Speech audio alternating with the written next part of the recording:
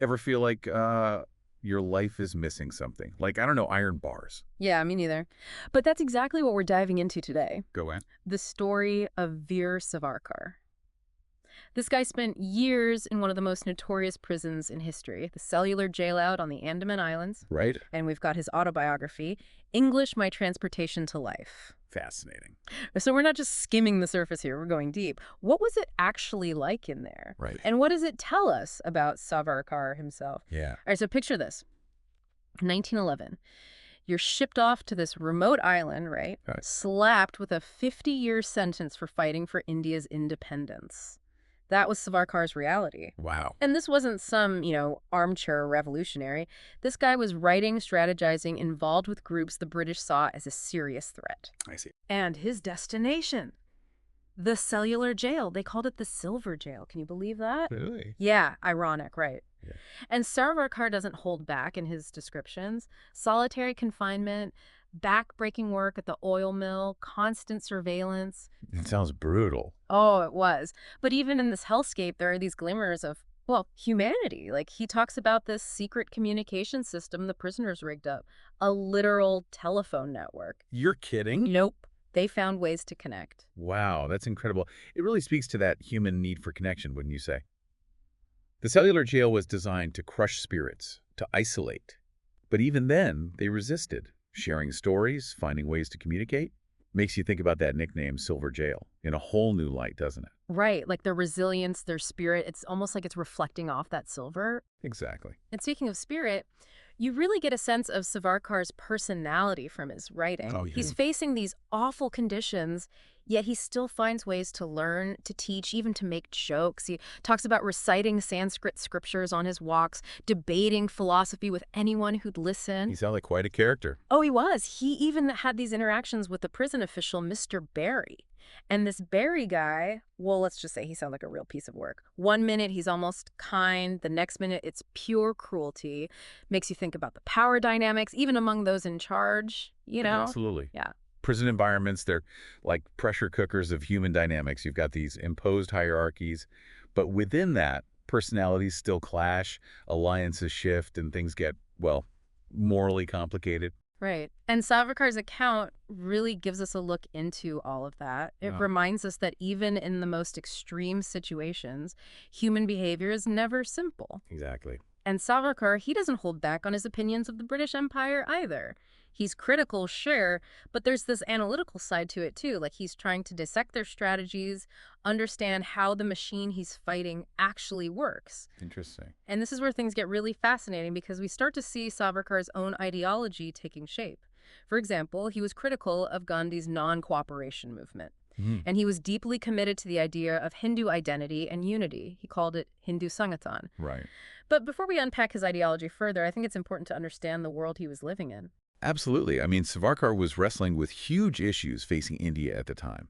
Colonial rule, religious identity, what it even meant to be a nation fighting for its independence. Yeah. And for him, these weren't just abstract ideas. Right. They were playing out in the faces of the people around him, even in the very structure of the prison. And that's what I find so compelling about this whole thing. We're not just talking about some historical figure in a vacuum. Yeah. We're seeing the world through his eyes, experiencing the Andaman Islands, this infamous prison, as this microcosm of the larger forces at play in India. Precisely. The Andamans, for Savarkar, they become this unexpected crossroads. How so? Well, you have the indigenous populations who were there long before the prison existed. You have this influx of prisoners from all walks of life. And then you have the free settlers trying to carve out their own existence. Savarkar even writes about these efforts to promote Swadeshi Indian self-reliance and the spread of the Hindi language within this community. So even within the confines of prison, these larger movements for independence, for cultural identity, they were taking root. Absolutely. And Savarkar, even behind bars, is right there in the thick of it, pushing for change, pushing for his vision of what India could be. So last we left off, Savarkar was about to be released. Right. After over a decade in that pressure cooker, the Silver Jail, as he called it, Yeah. you'd think freedom would be pretty straightforward after that. You'd think so. But sounds like there were strings attached. There were. Released in 1921, but confined to the Ratnagiri district, basically under house arrest. Wow, so still not exactly free. Not quite. But even then, Savarkar, he doesn't miss a beat. He jumps right into social and religious movements, particularly this idea of Hindu Sangatan, uniting Hindus. Interesting. It makes you wonder, did his time in the Andamans, surrounded by all those different people, did that influence this focus on Hindu unity? That's a good question, and I think the answer is very likely yes. Remember, the Andamans weren't some, culturally uniform place. You had indigenous groups, prisoners from various faiths, settlers.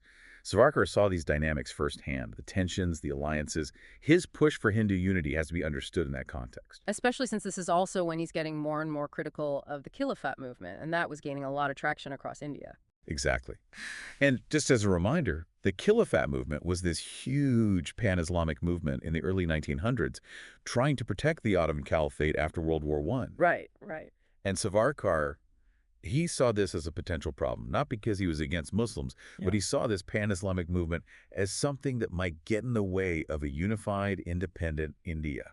So he's worried about what it means for India's future. Exactly. And this kind of leads us to another one of his big disagreements, his issues with Gandhi and the whole idea of non-cooperation. Right. Even after prison, he's still pushing back against that. He is. And this is where his idea of responsive cooperation comes in. He believed India shouldn't limit itself to just one approach, not just cooperation, not just non-cooperation.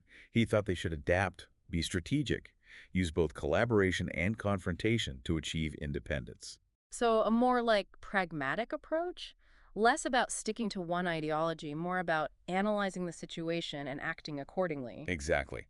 Which, of course, is very different from Gandhi's approach. Gandhi was all about moral persuasion, nonviolence. Right. So Savarkar is thinking, it's almost like he's saying, yeah, ideals are great and all, but you got to be realistic about power. Yes, exactly. And it wasn't just theoretical. This difference played out in how they reacted to things like the Amritsar massacre. Right, of course. That was a turning point. It was. 1919, British troops firing on unarmed Indian civilians really solidified for a lot of people that the British government, they weren't going to be swayed by peaceful protest alone. And for Savarkar, already skeptical of Gandhi's nonviolence approach? It was a moment of validation. Like, see, this is what happens when you rely solely on moral appeals. Right, you have to be willing to fight back. Exactly. Meet force with force if necessary. And yet, even as he's criticizing Gandhi, Savarkar is still deeply involved in his own forms of resistance, organizing protests, advocating for prisoners' rights, and of course promoting this idea of Hindu unity. He's trying to build something up while also pushing back against the British. It's interesting, though, we often hear about him as this political firebrand.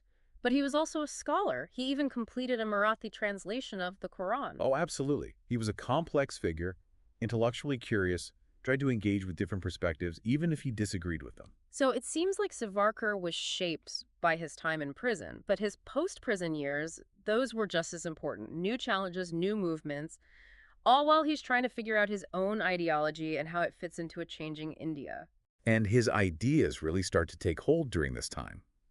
His writings, smuggled out of prison before, are now being published openly, reaching a wider audience, influencing new generations of thinkers. And still debated today. Exactly. Savarkar remains a controversial figure. But before we get into all that, I think we need to get back to something else, something that's been at the heart of our conversation. Savarkar the man. So we've really been through it with Savarkar, haven't we? We have. From the cellular jail to house arrest, the guy never stopped trying to shape India's future. He was driven. But, like you said, a complicated legacy for sure. So how do we even begin to process it all, especially with all the debate around him even today? Well, I think the debate itself tells us something, doesn't it? Savarkar makes us face some hard truths about history, about how messy social change really is, even about our own values today. We can't just stick a label on him, hero or villain. He was a product of his time, dealing with these huge challenges. And his solutions, his whole vision for India, well, it was controversial then, and it still is now. Right. Like you see his strength, his intelligence, that determination. But then there are these views, especially on Hindu identity and nationalism, that just don't sit right today. How do you reconcile that? I think we have to be careful about looking at the past only through the lens of the present. Savarkar, he was living in a very specific time, fighting colonialism, dealing with anxieties about religious identity, trying to define what an independent India would even look like. His focus on Hindu unity, controversial as it is now, you have to look at it in that context. So not making excuses, but trying to understand where he was coming from.